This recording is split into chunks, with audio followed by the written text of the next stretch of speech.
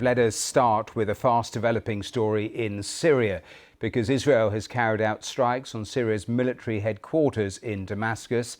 And also in the last hour, Israel says it's targeted a military site near the presidential palace. Syria's state news agency says at least one person has been killed and 18 injured in the Israeli attacks on Damascus. Well, I want to show you these pictures of a strike caught on Syrian state television. This footage was shared on social media by Israel's Defense Minister, Israel Katz.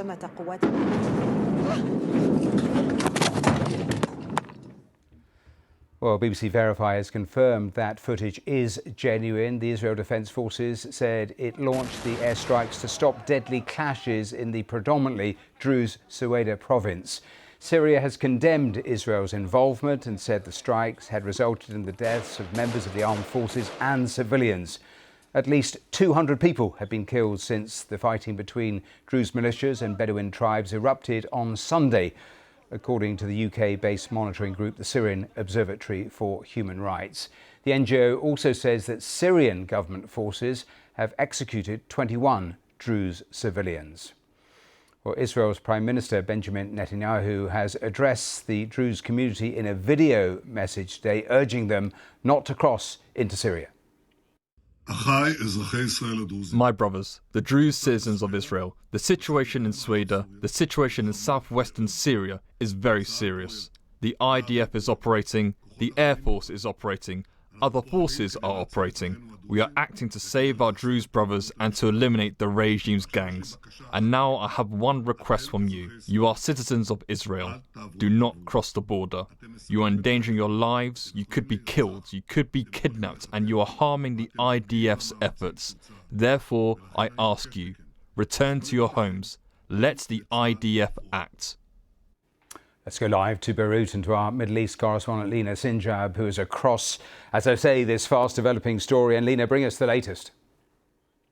Well, this is like the most serious escalation Israeli forces have conducted against the new Islamist government led by al-Shara. The airstrikes targeting the military headquarters in central Damascus in Umayyad Square, where we've seen thousands celebrating the fall of the regime, are sending really strong signals to this government, not only the headquarters, but also close to the presidential palace, we believe.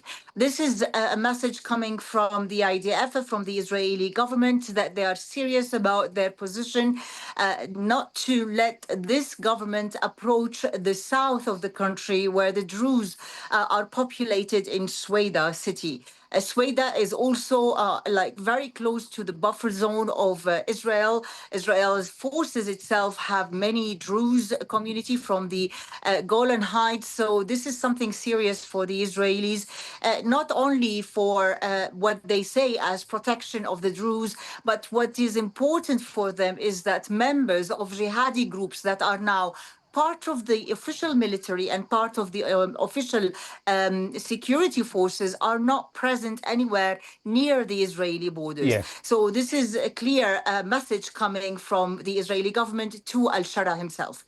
Lena, I said in our main introduction, the Syrians are saying 200 people have been killed since Sunday. Just as you were giving us that answer, that has now been updated to 300. Just remind people who are tuning in why and how this violence has exploded since the weekend. Well, to go back a little bit, since the fall of Assad, the Druze refused to have any official forces inside their main city, Suweida. Some of the Druze, not all of them, they formed militias and said that they are going to have their own control over the country. Now, this erupted many tension between them and the Bedouins, who are backed by the official forces. On Sunday, tension broke out with clashes and real violence. The government said they're sending in troops of the army and the security to maintain security and stability, but actually some of their own forces committed crimes as well, humiliated and killed many Druze civilians. That's why a ceasefire deal that was achieved yesterday was quickly broken, and now the escalation coming from the Israelis is making the mix even more complicated. It's clear that the Israelis, they don't want any official forces inside Suweida, but that means one thing, is a separation and an autonomy in Suweida, something that the central government in Damascus is refusing, and it's really hard to tell how things are going to move forward out after too much blood that is based on sectarian background as well. Lena, before I ask you the next question, I just want to put onto the screen again what Israel Katz has posted, that video footage of that newsreader in central Damascus. And there you see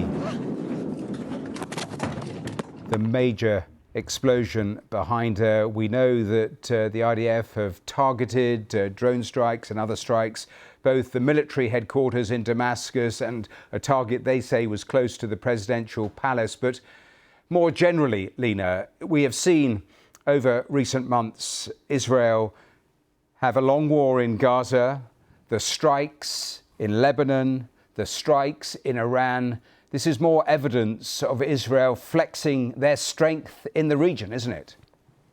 Well, particularly in Syria, this is a government that is really in the making. They have weak army, if we can call it at all army. They have weak security forces. There are new people who are joining in. Israel itself, following the fall of Assad on the 8th of December, for 48 hours, they've attacked over 400 military bases to cripple the power of this country. However, the new government has made it clear that they're not here to make any wars in the region. In fact, there are talks about, behind the scene talks between the Israelis and the Syrians, that there would be some sort of a peace deal brokered by the Americans. Al-Shara's forces, they have no power and no will to fight Israel. But these violations is making not only Al-Shara look weak, but making the streets very angry, and even a split of views within the Druze community, many of whom don't want to see Israel defending them, and they don't want to be affiliated to the Israelis. So it's really now back to the politics, back to Al-Shara and how we would handle this crisis. We are told that he's about to deliver a public speech in the coming hour or so, so we'll have to wait and see what he's going to say.